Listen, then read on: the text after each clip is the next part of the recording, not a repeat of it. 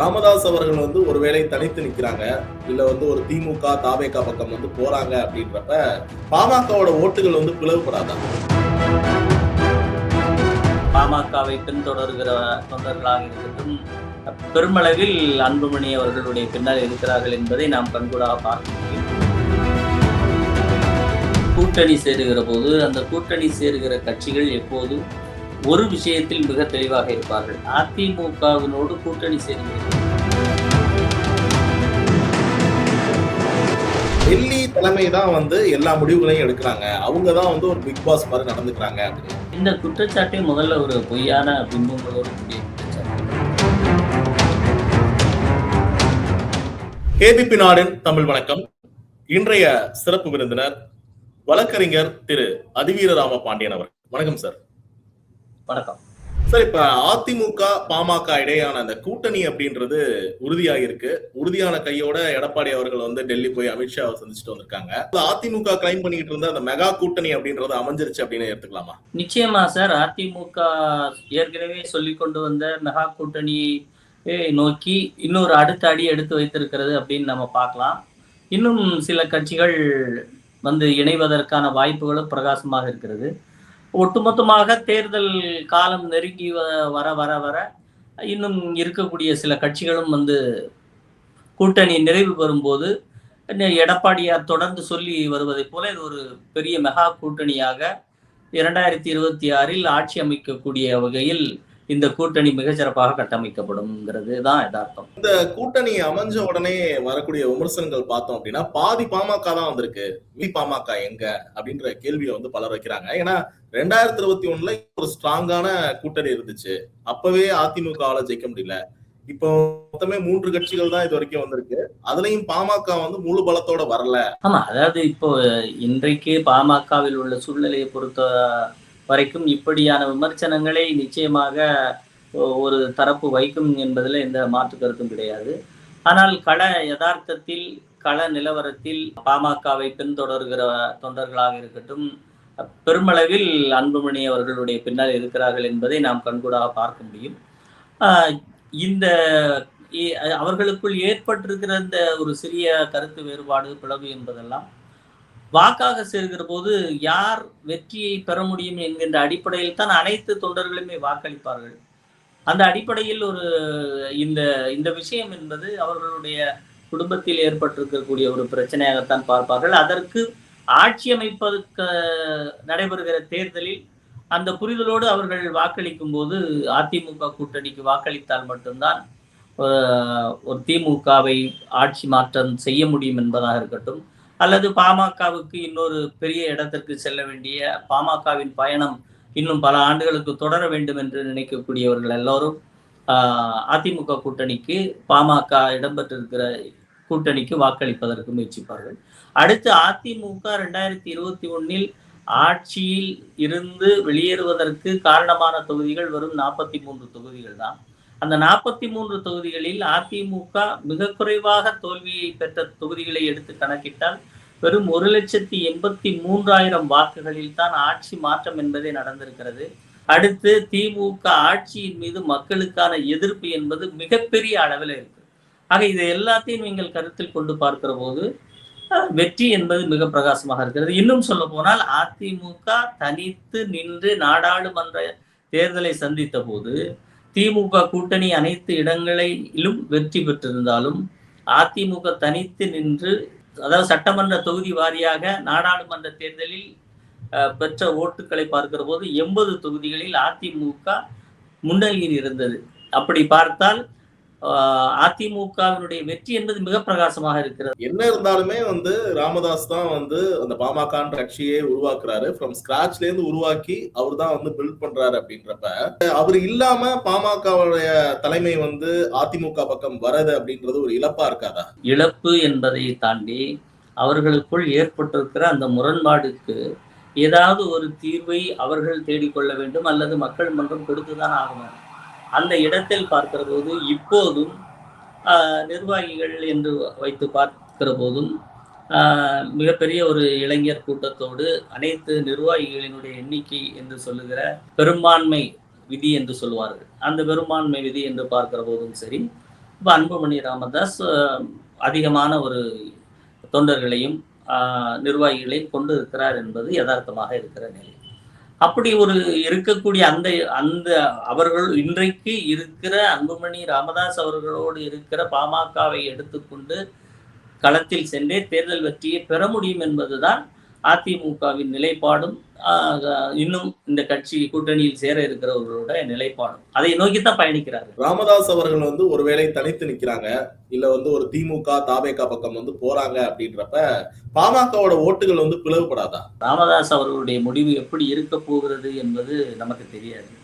இப்ப அவர் வந்து திமுக பக்கம் சென்றால் அங்கே இருக்கக்கூடிய விசிக அங்க இருந்து வெளியேறி விடாதா? இப்படி நீங்க ஒவ்வொரு செயலுக்கும் ஒரு எதிர்ச்செயல் இருக்கு இல்லையா? அப்ப அந்த செயலுக்கு வருகிற போது திமுகவிலிருந்து சில விசிக வெளியேறினால் அதனுடைய நிலைமை என்ன ஆகும்? அப்ப இது பலன் யாருக்கு கிடைக்க போகிறது என்பதுதான் பார்க்கணும். அந்த பலன்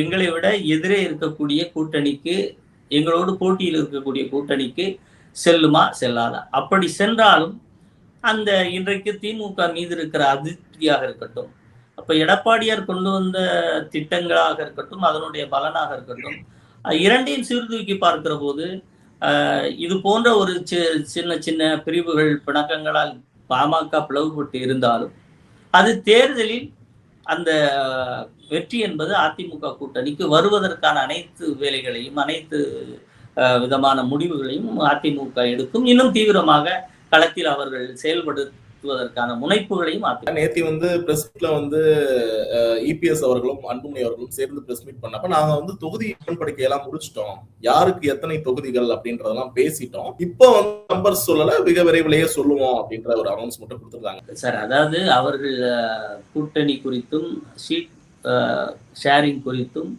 பேசியிருந்து நேற்று இரு தலைவர்களும் இணைந்து பேட்டி கொடுக்கிற போது அதை தெரிவிக்காத நிலையில் நாம் ஒரு யூகத்தின் அடிப்படையில் அதை சொல்ல முடியாது. அவர்களுக்குள் ஒரு கான்கிரீட், ஒரு சிறந்த தெளிவான முடிவை எடுத்திருக்கிறார்கள் என்பதும் இந்த இரு தலைவர்களுடைய பேட்டியிலும் நாம உணர்ந்து பார்க்க முடிகிறது. இல்ல எக்ஸாக்ட் நம்பர் நான் கேட்கல, நான் கேட்கறது இதுதான், கடந்த முறையை விட இந்த முறை வந்து கொஞ்சம் குறைவான சீட்டுகள் தான் பாமக கிடைக்கிறதுக்கான வாய்ப்புகள் இருக்கு அப்படின்னு ஒரு பேச்சு போகுது. அப்படிதான் நடக்க வாய்ப்பு இருக்கான்னு கேட்கிறேன் சார். கடந்த முறை வழங்கப்பட்ட சீட்டுகள் தான் அனைத்து கட்சிகளுக்கும் வழங்கப்பட வேண்டும் என்பதிலும் சில மாற்று கருத்துக்கள் இருக்கலாம், நெகோசியேஷன்ஸ் இருக்கலாம், ஒரு சிலருக்கு சற்று அதிகமா இருக்கலாம், சிலருக்கு கம்மியாக இருக்கலாம். இது எல்லாம் அந்த கூட்டணியினுடைய தன்மை, யாருக்கு எந்த தொகுதிகளை வழங்குகிறோம், அப்படி தொகுதிகள் வழங்குகிற போது அந்த தொகுதியில் வெற்றி வாய்ப்பு, இப்படி பல காரணிகளை வைத்து கணக்கிட்டு தான் நம்ம எத்தனை தொகுதிகள் என்பதை ஃபைனல் பண்ணுவாங்க. அதனால கடந்த ஆண்டு கொடுத்தது, அதற்கு முந்தைய ஆண்டு கொடுத்தது என்பதில் இதில் கணக்கில் வராது. யாருக்கு எந்த தொகுதி, வெற்றி வாய்ப்பு எப்படி இருக்கிறது, கூட்டணியோட ஃபார்மேஷன் வருகிற போது எந்தெந்த வட மாவட்டங்களில் இவர்களுக்கு எவ்வளவு தொகுதியை கொடுக்க முடியும் என்கின்ற அந்த நிலை, அப்ப வேறு கூட்டணி கட்சிகள் எவ்வளவு கேட்கிறார்கள், இதையெல்லாம் கருத்தில் கொண்டு இதையெல்லாம் அனலைஸ் பண்ணி அவர்களுக்கு உரிய இடங்களை அதிமுக நிச்சயமாக வழங்கும் என்பதுதான் நேற்று இரு தலைவர்களும் ஒன்றாக இணைந்து மனமோந்து சொல்லுகின்ற போது நாம் புரிந்து கொள்ள வேண்டியது, நிச்சயம் அவர்களுக்கு உரிய சீட்டுகளை வந்து அதிமுக கொடுக்கும். 2021 பாத்தீங்கன்னா அதிமுக கூட்டணியில பாமக இருந்தாங்க, 2024 பிஜேபி கூட போனாங்க, திருப்பி இப்ப 2026 அதிமுகக்கே திரும்பி இருக்காங்க. அப்படின்றப்ப கடந்த தேர்தலையே வந்து ஒரு ட்ரெண்ட் நம்மளால பார்க்க முடிஞ்சு, அதாவது பாமகவுடைய வாக்கு வந்து ஏடிஎம்கேக்கு டிரான்ஸ்பர் ஆயிருக்கு, பல வட மாவட்டங்கள்ல ஏடிஎம்கே வந்து வின் பண்ணிருக்காங்க. பாமகவுக்கு 23 தொகுதிகள் ஒதுக்கியும் அதுல வந்து 5 தொகுதிகள் தான் அவங்களால ஜெயிக்க முடிச்சு, ஒரு 18 தொகுதிகள் அவங்களால ஜெயிக்க முடியல.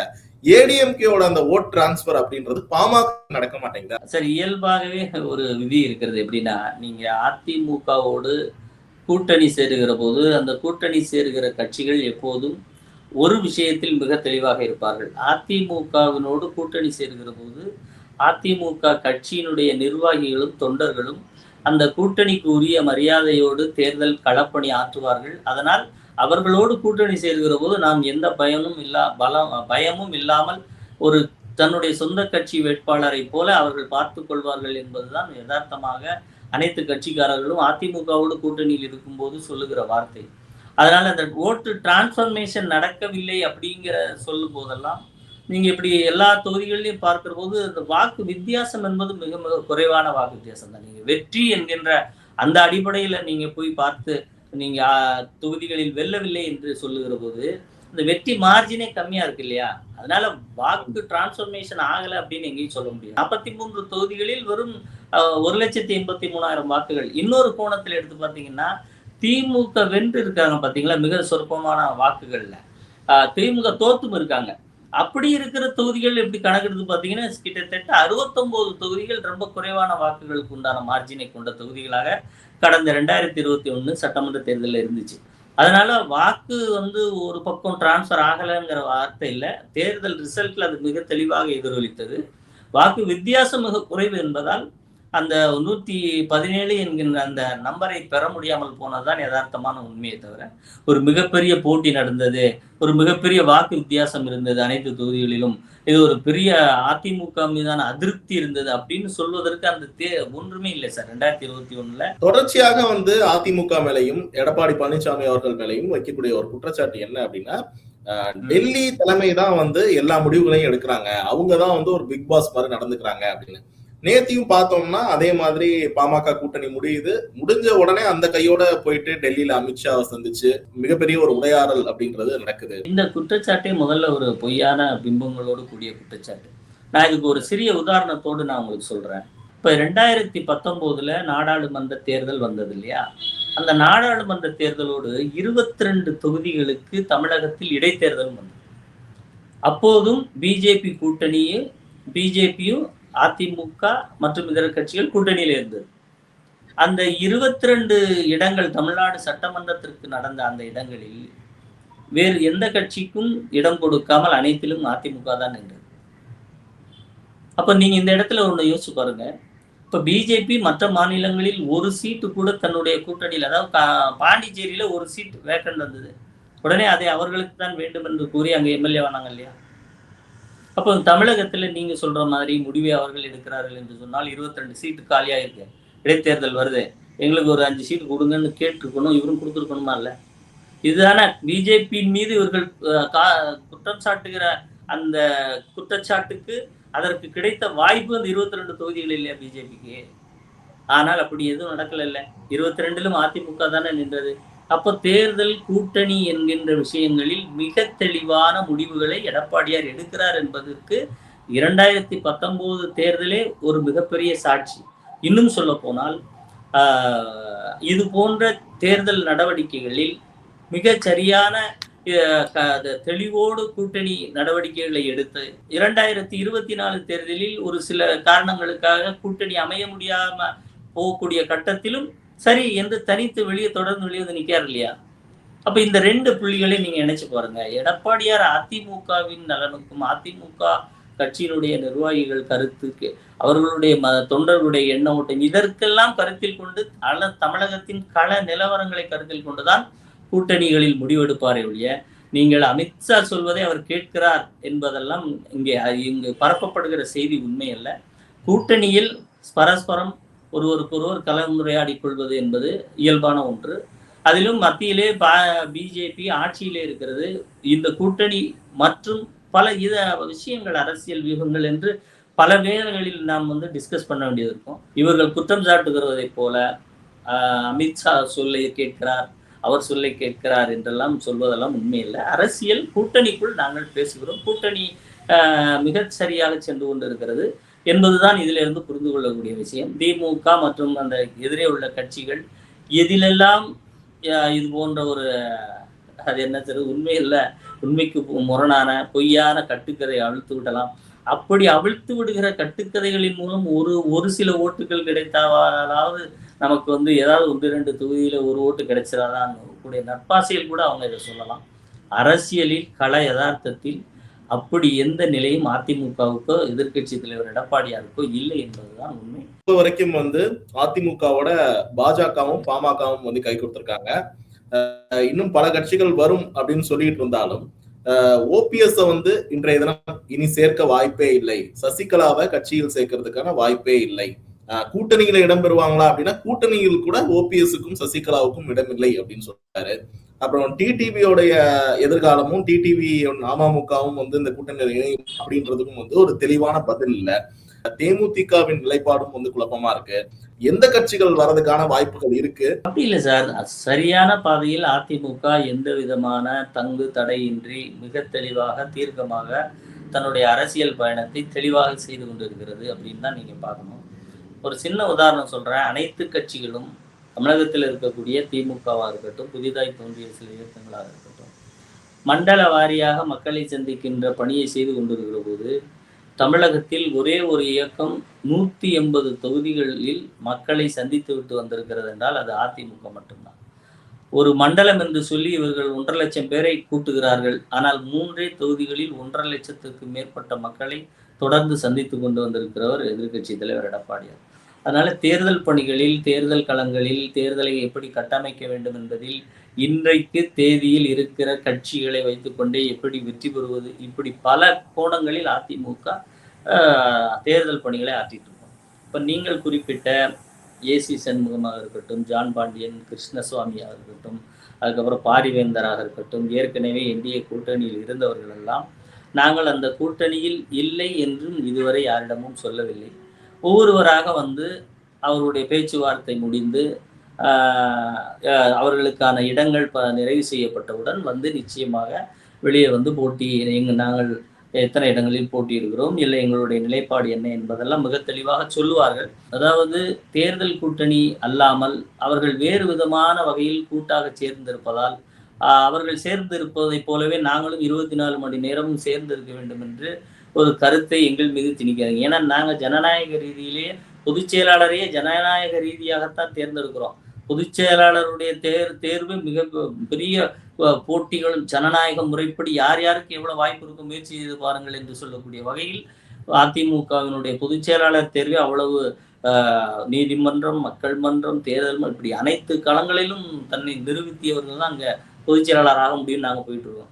நீங்க அங்க வந்து ஒரு குடும்பத்தில் பிறந்தாலே போதுங்கிறவங்க கொண்டு வந்து அந்த அரசியலையும் அதிமுக அரசியலையும் ஒப்பிட்டு ஜனநாயகத்தை கேலி செய்யற மாதிரி அங்க இன்டாக்டா இருக்காங்க. ஏங்க ஒவ்வொரு கட்சிக்கும் ஒவ்வொரு கொள்கை இருக்கிறது.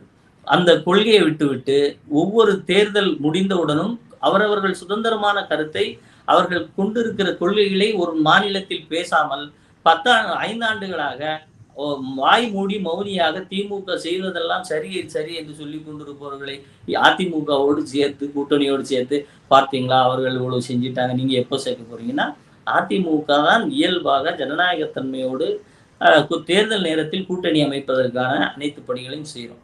நாங்க வந்து தொடர்ந்து கூட்டணியிலே இருப்பது இல்லை.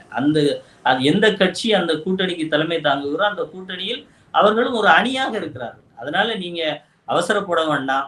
தேர்தலுக்கு இன்னும் காலம் இருக்கிறது. அதற்கான பணிகளை செஞ்சுக்கிட்டு இருக்கோம். எந்த தொகுதியிலும் எந்த தொகுதி கூட்டணிக்கு சென்று விடுமோ என்று தொய்வு காட்டாமல் 234லும் அதிமுக நின்றால் என்ன வேலை செய்யுமோ அதை செஞ்சுக்கிட்டு இருக்கோம். அதற்கு அடுத்தபடியாக ஒவ்வொரு கட்சியாக தங்கள் பேசி முடித்து கூட்டணி உடன்பாடு எட்டுகிற போது நீங்க கேட்கின்ற கேள்விகளுக்கெல்லாம் அன்றைக்கு ஒரே வரியில் விடை கிடைக்கும். ஆம், அதிமுக கூட்டணி நீங்கள் குறிப்பிட்ட அனைத்து கட்சிகளையும் உள்ளடக்கிய ஒரு மகா கூட்டணியாக இருக்கும் என்பதிலும் எந்த மாற்று கருத்தும் இருக்காது. ஓகே சார், உங்களுடைய கருத்து நன்றி.